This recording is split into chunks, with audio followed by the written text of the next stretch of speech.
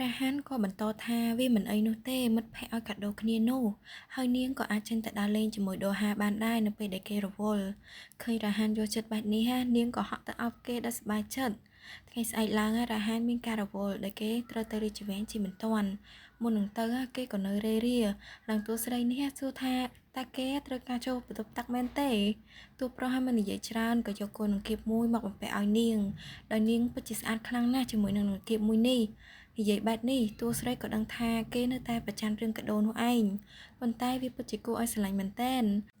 មុននឹងចេញទៅមែនតើណារ៉ាហានក៏បកមកអោបនាងផងដែរហើយបញ្ជាក់ទៀតថានេះគឺជាការអោបនៅថ្ងៃនេះបន្ទាប់ពីព្យាបាលរួចរាល់តួស្រីក៏ចេញដំណើរទៅជាមួយនឹងដូហាដោយតួស្រីក៏ទិញខ្សែដៃមួយឲ្យដូហាផងដែរហើយនាងក៏មិនភ្លេចទិញមួយសម្រាប់ទុកឲ្យរ៉ាហានដល់អញ្ចឹងទៅដូហារៀងអន់ចិត្តតិចដែរហ្នឹងព្រោះគេស្មានតែនាងទិញឲ្យតែគេទៅតើដូហាក៏និយាយពីពាក្យចចាមអារាមថ្មីនេះតាក់ទងទៅនឹងលោកអាយដាម Kendall បានកាត់ដៃរបស់លោក McQueen Grief ដោយសារតែគេព្យាយាមធ្វើបាបដៃគូរបស់គាត់ហើយម្នាក់នោះគឺជា Larry មែនទេឬហើយតួស្រីក៏គិតភ្លាមចុះបើពុកម្ដាយនាងដឹងថាដៃគូនោះគឺជានាងតើពួកគេនឹងមកទាមទារអ្វីពីរ៉ាហានទេ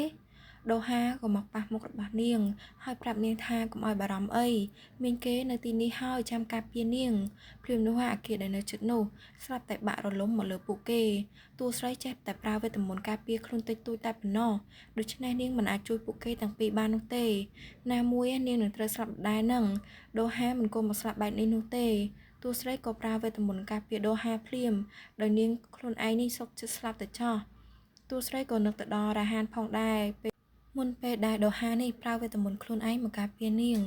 ដូហាឆ្ងល់ណាស់ហេតុអ្វីនាងធ្វើបែបនេះហេតុអីនាងប្រើវេទមន្តមកការពារគេនាងក៏ឆ្លើយទៅព្រោះគេជាមិត្តភក្តិរបស់នាងដូហានៅតែមិនយល់ថាហេតុអីនាងសុខចិត្តលះបង់ជីវិតខ្លួនឯងសម្រាប់មនុស្សដែលនាងទើបតែជួបអញ្ចឹង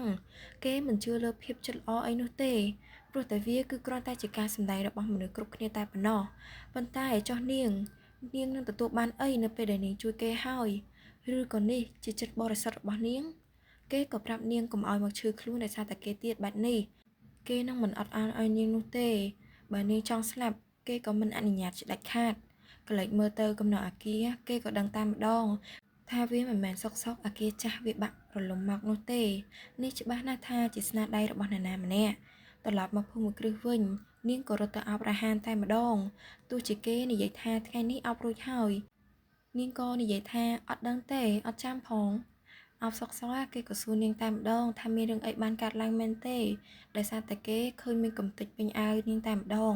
តួស្រីមិនចង់ប្រាប់ការពិតនោះឡើយព្រោះនាងមិនចង់ឲ្យគេបារម្ភពីនាងក៏ប្រាប់ថាប្រហែលមកពីនាងដួលមុននេះហើយប៉ុន្តែដូហាបានព្យាបាលនាងរួចហើយមើលទៅនាងគឺពិតជាមិនមានរបួសពិតមែនគេក៏សួរថានាងសប្បាយទេថ្ងៃនេះសប្បាយទេតើប៉ុន្តែនាងចង់ចំណាយពេលវេលាជាមួយនឹងរ៉ាហានជាង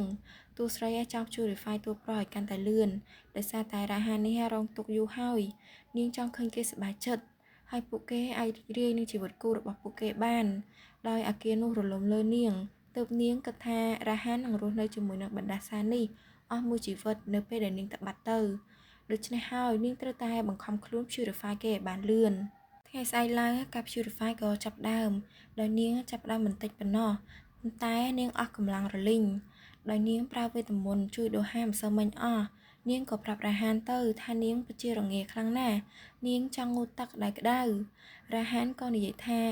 ខ្លួននឹងប្រាប់អ្នកបម្រើឲ្យរៀបចំឲ្យប៉ុន្តែតួស្រីនេះក៏ប្រកែកថានាងមិនឲ្យអ្នកណាដែលនាងមិនជឿមកជួយនាងនោះឡើយនាងក៏សន្យាថានាងនឹងមិនដោះសម្លៀកបំពាក់នាងនោះទេនាងគ្រាន់តែចង់និយាយជាមួយគេតែប៉ុណ្ណោះតួប្រុសក៏យល់ព្រមនាងបែបនេះក៏ដោយសារតែគេដូច្នេះហើយកុំព្រួយតែការខ្មាស់គេធ្វើឲ្យនាងអន់ចិត្តនោះឲ្យមកងូតឲ្យគេងូតមែនរ៉ាហាននឹងអង្គុយបាយតែក្នុងដាក់ឡារីទេតួស្រីទ្រាំមិនបាននាងក៏ចាប់ដៃរបស់គេហើយឲ្យគេប្រយ័ត្នបើគេហ៊ានតែរត់ទៀតនាងនឹងរត់ដែរហើយលើបែបនេះរ៉ាហានក៏ងាកមករកនាងហើយសួរនាងថាហេតុអ្វីនាងនិយាយពាក្យនេះដោយទឹកមុខរបស់គេពេលនេះគឺត្រជាក់ខ្លាំងមែនតើតួស្រីក៏បញ្ញាប់ប្រកែកភ្លាមគឺរត់ពួននៅក្នុងផ្ទះនោះអីតួប្រុសក៏សុំទោសនាងទៅដែលគេស្មានតែនាងនិយាយមែនតែនគេរកចាប់នាងមែនតែនតើហើយនាងក៏សុំឲ្យគេជួយសម្អាតនាងផងសម្អាតអីគេ